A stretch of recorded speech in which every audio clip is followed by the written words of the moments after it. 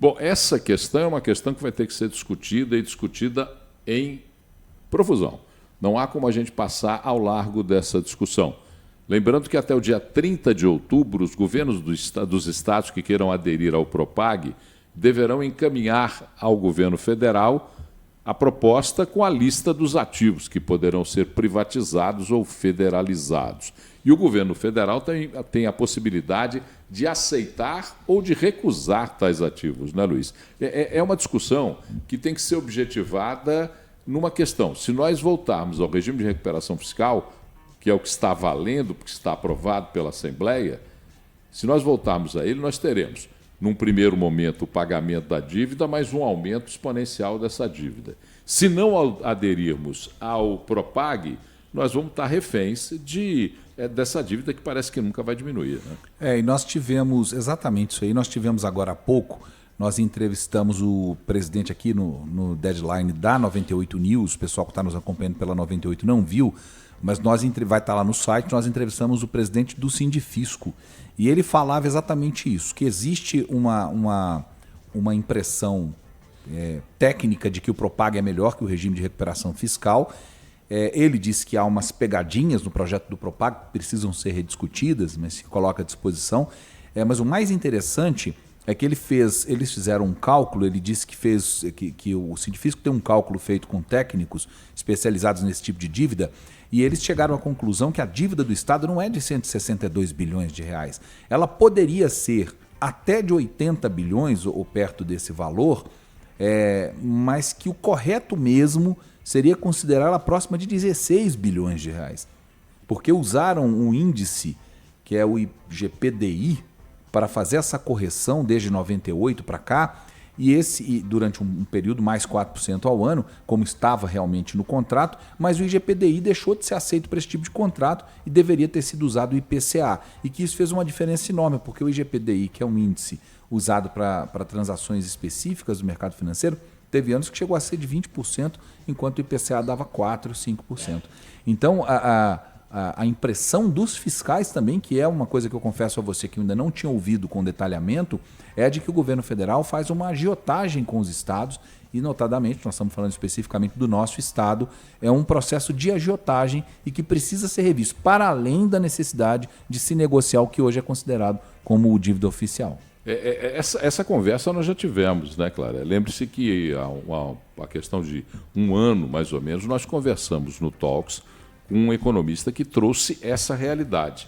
A realidade de uma dívida que era... Eu não tinha escutado isso ainda dos fiscais do Estado. É uma dívida exorbitante e tem um cálculo, eu não me lembro mais, não me recordo mais qual é o cálculo feito, que a dívida se aproxima disso. Na época se falava em 30 bilhões ou 35 bilhões. Você está falando em 16 bilhões. São muitos, ele fala primeiro em 16, que é numa visão mais otimista, e numa visão mais pessimista, perto de 80.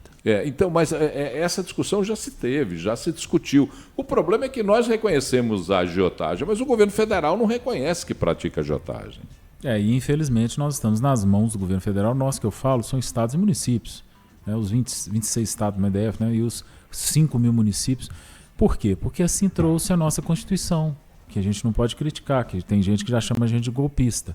Mas eu sempre digo que o próprio Ulisses Guimarães, que era o senhor constituinte, dizia que você pode criticar, sim, pode apontar dedo, sim, mas obviamente respeitando, né?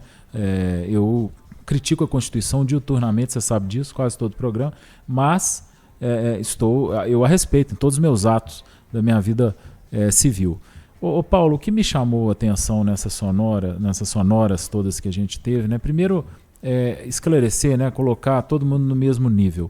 O Propag é uma solução já a longo prazo, quer dizer, é um problema que o governador Meuzema está olhando já para solucionar para próximos governos, a partir de 2030, não é nem para o eventual sucessor dele, para 2030. Então, assim, ele realmente está tendo um espírito público muito grande para pensar na sustentabilidade do Estado. Não vai afetar nada no governo dele. Essa é a verdade. Esse é o primeiro ponto que a gente tem que colocar. E o segundo fico até assim surpreso de ver uma sonora como a última de um deputado estadual de oposição. Lucas Lasmar. Isso que foi colocado. Quer dizer, será que ele sabe que o Propag é uma solução para as próximas gerações, vamos dizer assim, a partir de 2030, o Zema nem vai estar aqui mais, nem o sucessor dele vai estar aqui. Então, assim, por que ele traz essa informação falsa de que o governador somou com essa dívida. Isso, gente, a gente já passou dessa fase. Já está claro para todo mundo, já é um fato que o governador Zema não somou nenhum real nessa dívida. O que teve são juros. Obviamente, se eu pego uma dívida gigante, né, com juros altos, morro e passo para o Paulo Leite, essa dívida vai crescer na mão dele pelos juros que eu contratei, não porque ele aumentou nada. Então, assim, já passamos dessa fase. Zema não aumentou nenhum real dessa fatura e eu acho assim até irresponsável alguém falar isso em qualquer lugar. Mas, infelizmente, a gente tem muito disso na política, né? Narrativas. Luiz, você falou a respeito da posição do presidente do Sindifisco e eu acho interessante a gente ressaltar que antes mesmo da discussão do principal da dívida e dos serviços da dívida, há uma discussão que não foi levada a cabo, que é a discussão da Lei Candir. A Lei Candir impacta diretamente, porque a Lei Candir foi um achaque do governo federal sobre os estados e que não é considerada nessa discussão. Porque se você considerar a Lei Candir, então aí você terá um abatimento enorme. Mais um abuso. Né? Você teria um volume bilionário de compensações que não estão sendo contadas para abatimento dessa dívida. Né? Exatamente. É até bom explicar, né, Luiz, o que foi a Lei Candir. Talvez bom explicar o que é, Paulo. A Lei Candir foi quando o governo federal retomou para si os impostos que eram arrecadados pelos estados. Ele passou a impostos sobre algumas áreas da produção brasileira que passaram a ser arrecadados pela federação. Aquilo foi tomado dos estados por uma determinação federativa. Essa lei tem um impacto. Estados, por exemplo, como Minas Gerais, que tem aí impostos sobre a indústria extrativista, mineração, né, extrativista, mineração e o agronegócio foram extremamente prejudicados. Aqui, a partir de agora esse imposto não é seu, não, é meu.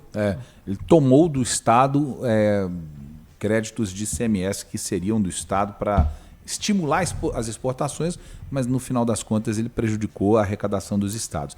Tem uma coisa interessante que foi aprovada hoje na Comissão de Constituição e Justiça da Assembleia, que foi a possibilidade, a CCJ deu um aval para que a compensação de créditos previdenciários sejam utilizados para abater a dívida do Propag também. Então isso é uma novidade que estava entre os pleitos do governo do Estado.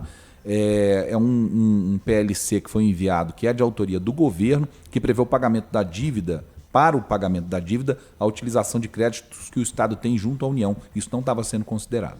É bom lembrar que, dentre os ativos ofertados, temos também a Universidade do Estado de Minas Gerais, e aí é aquela velha indagação, se o ensino público, se o ensino superior é de responsabilidade da federação, por que não a federação aceitar a UENG como um dos ativos ofertados para a federação, já que é de responsabilidade dela o ensino superior.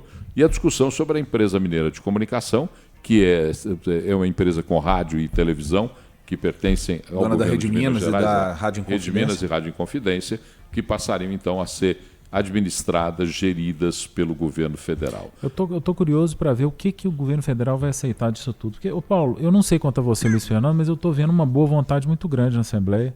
Eu estou vendo uma eficiência muito grande no governo do Estado. Estou vendo que eles estão trabalhando junto e acho que vai chegar num produto interessante ao final. Minha pergunta é, o que vai ser aproveitado pelo governo federal? Isso é aquela história que a gente não sabe. Os ativos que estão sendo oferecidos são valiosos, né? São. A Codemig é extremamente vantajosa. Alguns imóveis que o governo deve ter que incluir para chegar nesse valor. E o governo queria incluir, como a gente já falou aqui várias vezes, CEMIG e Copasa. Mas a gente não sabe se é bom nem para o povo, nem para a CEMIG, nem para a Copasa.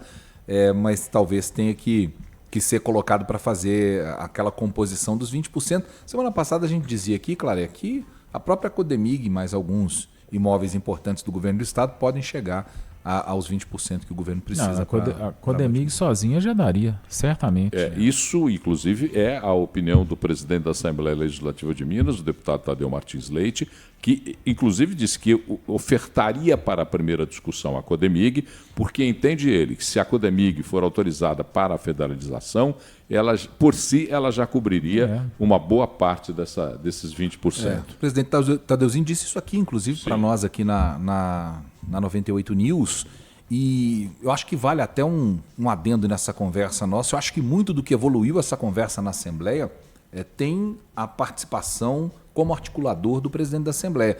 O presidente anterior não se interessava em ter essa discussão porque usava a falta dela, inclusive, politicamente.